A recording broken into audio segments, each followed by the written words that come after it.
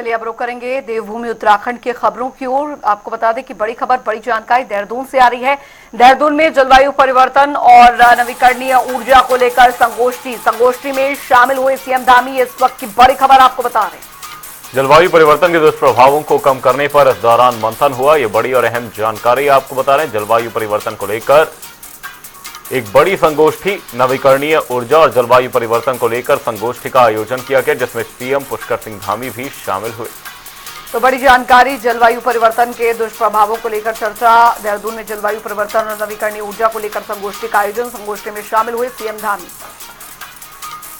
ये विषय बहुत ही महत्वपूर्ण है, जो हमें आगे आने वाली जो जलवायु परिवर्तन से होने वाली चुनौतियां हैं उनके समाधान के लिए या उसके प्रभाव को कम करने के लिए इस प्रकार की जो संगोष्ठियां हैं, इस प्रकार के कार्यक्रम हैं, वो जागरूकता लाते हैं। और हम जलवायु परिवर्तन के संकट से अब जूझ रहे हैं, प्रदेश के अंदर हो या देश के अन्य स्थानों पर हो।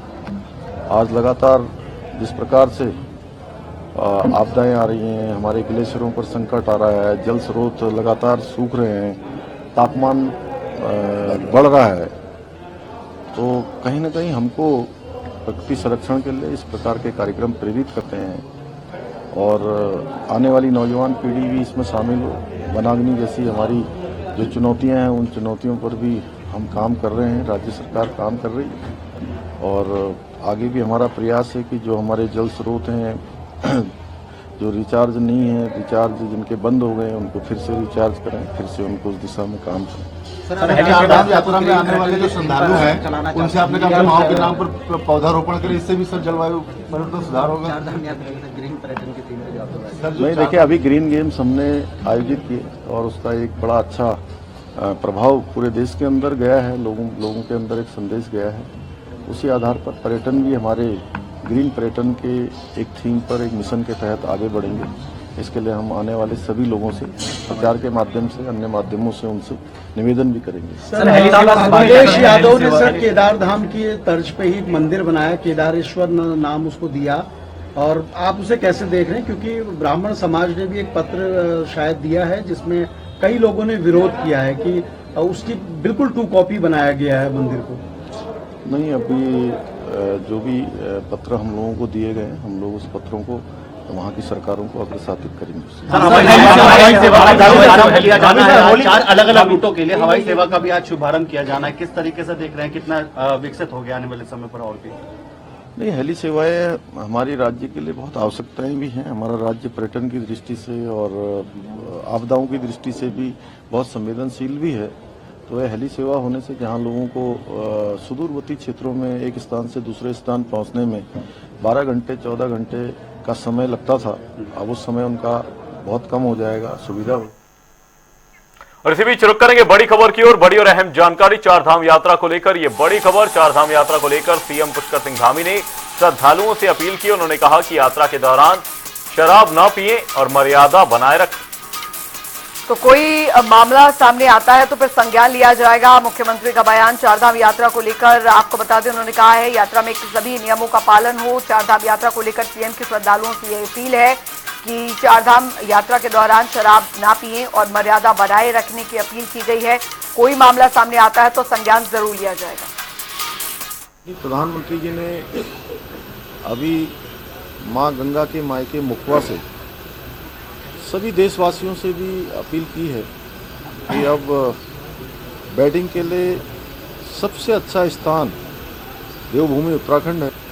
तो उसके अनुरूप हम योजना बना रहे हैं कि हमारे यहाँ पर कुछ नए जोन, कुछ ऐसे स्थान जो हर दृष्टि से ठीक हों, वहाँ पर बैटिंग डेस्टिनेशन को और डेवलप किया जाए, वहाँ इंफ्रास्ट्रक्चर मजबूत किया जाए, लोगों को लाएंगे। और जो बैटिंग इवेंट्स करते हैं उनके साथ भी यहाँ हम लोग बैठक करेंगे, जिससे कि वो आगे जो है हमारे यहाँ जिस प्रकार का एक अच्छा लोगों के लिए अच्छा पर्यावरण है, अच्छा यहाँ का मौसम है, सुनहरी धूप हमेशा रहती है, तो उन सब में जो सबसे उपयुक्त स्थान पाए जाएं, वहाँ पर हम इस प्रकार की इंफ्रास्ट्रक्चर को मजबूत करने के साथ ही वेडिंग हमारे यहाँ पर लोग करें, उसके लिए सब व्यवस्थाएं कर रहे हैं। वहीं सीएम पुष्कर सिंह धामी ने सचिवालय में अधिकारियों के साथ बैठक कर उत्तराखंड में डेस्टिनेशन वेडिंग को बढ़ावा देने के निर्देश दिए। उन्होंने त्रियोगी नारायण में सड़क कनेक्टिविटी को बेहतर बनाने के साथ वहां हेलीपैड के निर्माण का भी आदेश दिया। सीएम धामी ने कहा है कि राज्य में डेस्टिनेशन वेडिंग के लिए नए साधनों की पहचान की जानी चाहिए। डेस्टिनेशन वेडिंग से राज्य की अर्थव्यवस्था को मजबूती मिलेगी। प्रधानमंत्री जी ने अभी मां गंगा के मायके मुखवा से सभी देशवासियों से भी अपील की है कि अब वेडिंग के लिए सबसे अच्छा स्थान देवभूमि उत्तराखंड है, तो उसके अनुरूप हम योजना बना रहे हैं कि हमारे यहाँ पर कुछ नए जोन, कुछ ऐसे स्थान जो हर दृष्टि से ठीक हों, वहाँ पर वेडिंग डेस्टिनेशन को और डेवलप किया जाए, वहाँ इंफ्रास्ट्रक्चर मजबूत किया जाए, लोगों को लाएंगे। और जो वेडिंग इवेंट्स करते हैं उनके साथ भी यहाँ हम लोग बैठक करेंगे, जिससे कि वो आगे जो है हमारे यहाँ जिस प्रकार का एक अच्छा लोगों के लिए अच्छा पर्यावरण है, अच्छा यहाँ का मौसम है, सुनहरी धूप हमेशा रहती है, तो उन सब में जो सबसे उपयुक्त स्थान पाए जाएँ वहाँ पर हम इस प्रकार की इंफ्रास्ट्रक्चर को मजबूत करने के साथ ही वेडिंग हमारे यहाँ पर लोग करें, उसके लिए सब व्यवस्थाएं कर रहे हैं। उधर आपको बता दें कि देहरादून के कलेक्ट्रेट ऑफिस में दरअसल जन सुनवाई कार्यक्रम का आयोजन किया गया, जिसमें कि जिलाधिकारी सविन बंसल ने जनता की समस्याओं को सुना और उन्हें समझा।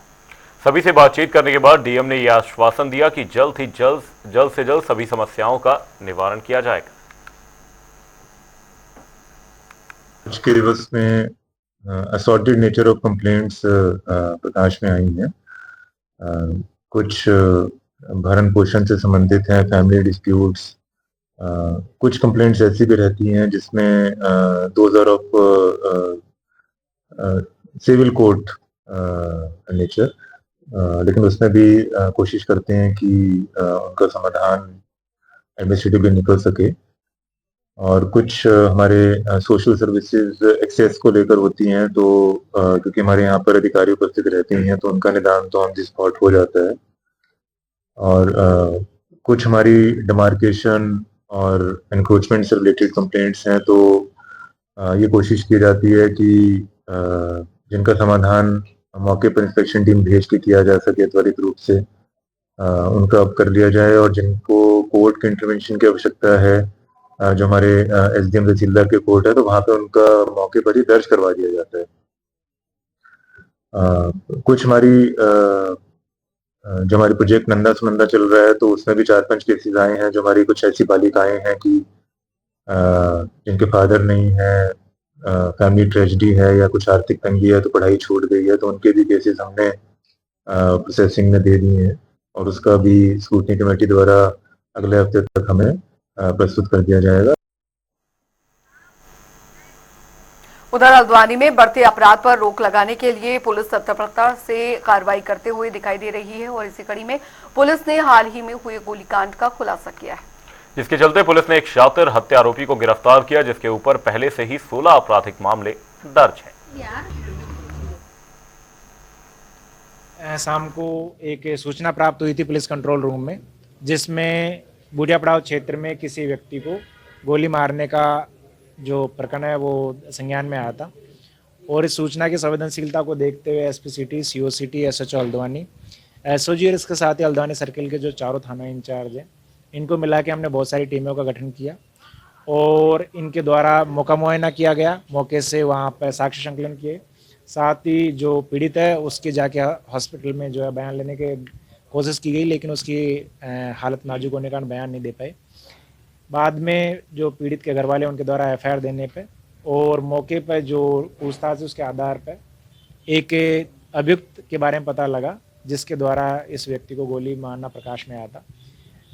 जो हमारी टीम है उन्होंने कुछ डाटा सर्विलांस किया, कुछ सीसीटीवी का सर्विलांस किया और साथ ही कुछ मुखबिरों ने भी इस मामले में पुलिस की मदद की। इसके आधार पर जो अभियुक्त है सुमित बिष्ट और बाली, जिसने गोली मारने का कार्य किया था, उसको हमारी टीम के द्वारा गिरफ्तार किया। उसके कब्जे से जो अवैध हथियार है जिससे गोली मारी गई। चलिए इसी के साथ उत्तराखंड की खबरों में अभी के लिए फिलहाल इतना ही। वक्त एक छोटे से ब्रेक का।